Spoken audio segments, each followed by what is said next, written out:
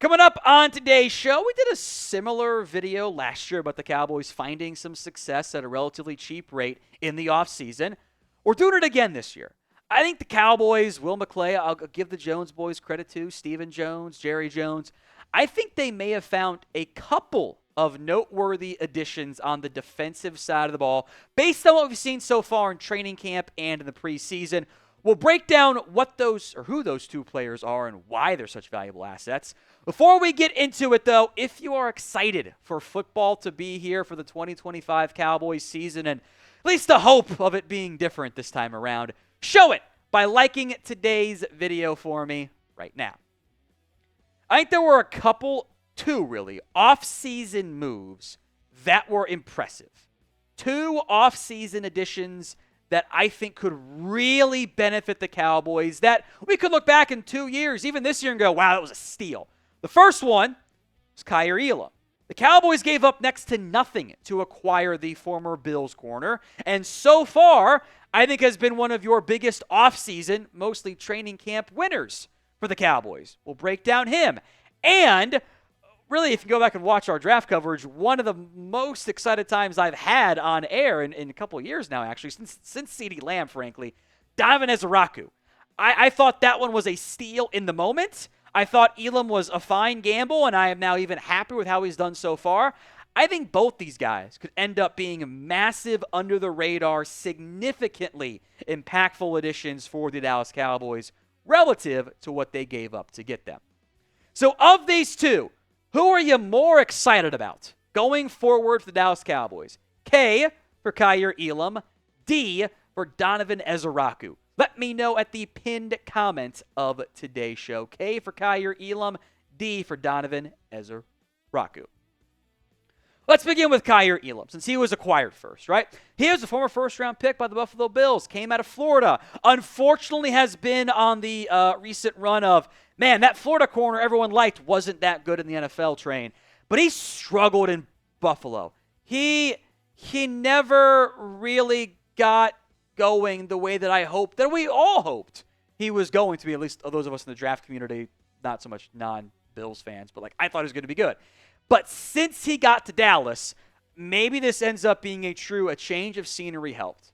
And that was what has unlocked him, because he has been consistently impactful in the secondary and training camp and in the offseason workouts. He's not the one getting coached to everybody else around him. And when Bland was out, he was by far the number one corner. Coming out of Florida, I was pretty high on Kaiir Elam. They're almost identical to where he went. I had a first/second round cheater, a.k.a. coward grade on him. He was my number 4th ranked corner. He was the 4th ranked corner. He was taken 4 spots after where I had him overall ranked. So again, no real differences on that front. But he struggled. He wasn't good in Buffalo. I don't know if it was the schematics, if it was the confidence as a result of some early struggles, which, corner, you have to be a dog. You have to be borderline mentally ill to play corner. I think linebacker, you actually have to be. Corner, you want to have almost an over-the-top self-value and ego, because you're going to get beat half the time. The best corners still allow about a 50% completion percentage. About. So, you got to always think you're better than everybody else, though. Without it deteriorating too far into sheer unabashed arrogance, it's an almost impossible line to straddle, frankly. But I think Elam in Dallas has had a little bit more confidence. And, Schottenheimer has said similar stuff as well. The trade itself, nothing. Cowboys got Kaiir Elam. They got a 5th and future picks, and the Bills got a 5th round. Essentially, it was a pick swap. It was a day 3 pick swap to go get Kaiir Elam. If he can even be competent, that's a big deal. So what is your confidence level in Kaiir Elam as a starter on the outside? Scale it for me from 1 to 10. 1 on the low end, 10 on the high end. What is your confidence level in Kaiir Elam? I'm prefacing all of this, or I guess not prefacing because that's before, but I say all of this on Elam with, I think, what I consider proper expectations. I don't need him to be a superstar.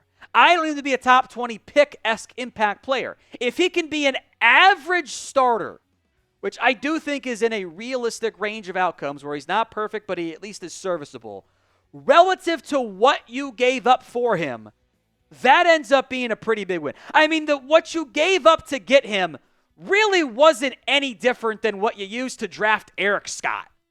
And Eric Scott's out of the league already. So if you can get, even below average starter caliber play, that's a win for the Cowboys for what they gave up to acquire him. And I think you need that right now in this secondary. DaRon Bland is healthy. He's one starter. We'll see when Diggs is back. We'll see when Savone Revel is back. If Kalen Carson can ever stay healthy. You kind of need Elam to be a key part of this defense. He doesn't have to be elite. He doesn't have to be the second coming of a Deion Sanders or a Terrence Newman. But if he's better than Boss Man Fat, that's a huge win for the Cowboys. Again, the bar is kind of low at the moment.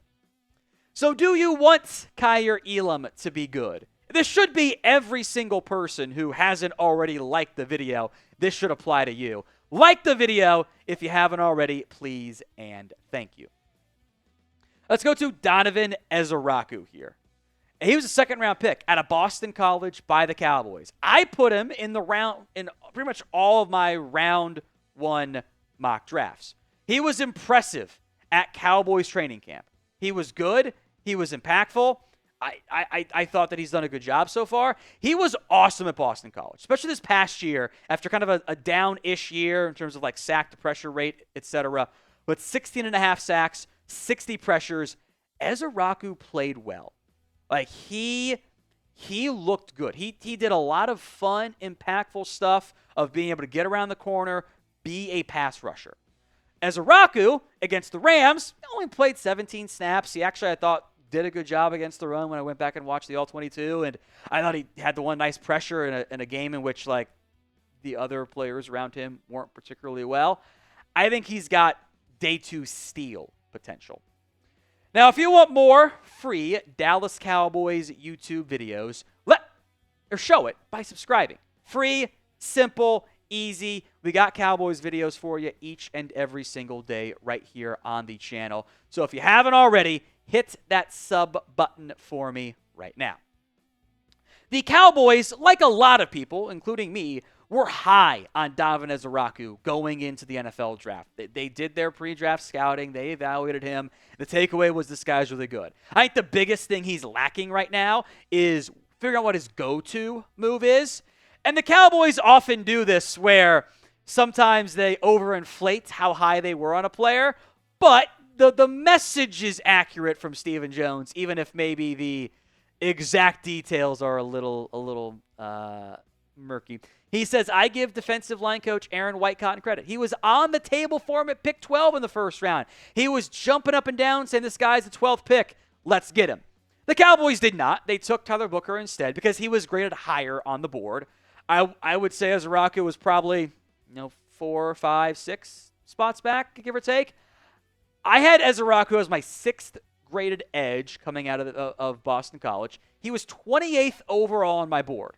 The Cowboys got him at pick 44, which was one of the better value picks actually for me in round 2, period. And it's been a while. The Cowboys did it a lot in the CeeDee Lamb, Trayvon Diggs, Biotish class that turned out pretty damn well.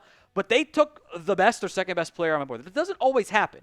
Historically, when that does happen, especially if it's not like 2 rounds later because there was injury I didn't know about, that player ends up turning out pretty good for the Cowboys or for whoever.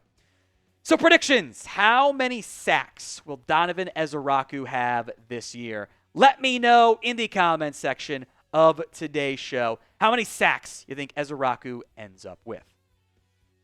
We'll see how many real chances he gets, high quality chances he gets and the volume of those. But I think he could be a year 1 impact guy. I'm not saying he's suddenly going to be a top 20 pass rusher in football, but Micah Parsons is obviously going to command a majority of the attention for the Dallas Cowboys. Dante Fowler will be involved. Marshawn Nealon, Sam Williams, Ezeiruaku will all be involved.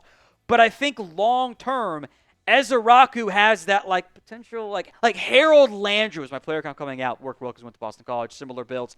Harold Landry-esque production.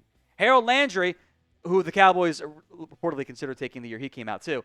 Harold Landry has been a 4.5 sack guy in his first season, but then 9 sacks. Had multiple years with 9 or more sacks in the NFL. I think you could see Ezeriuaku put up similar production sooner, hopefully sooner rather than later, for the Dallas Cowboys.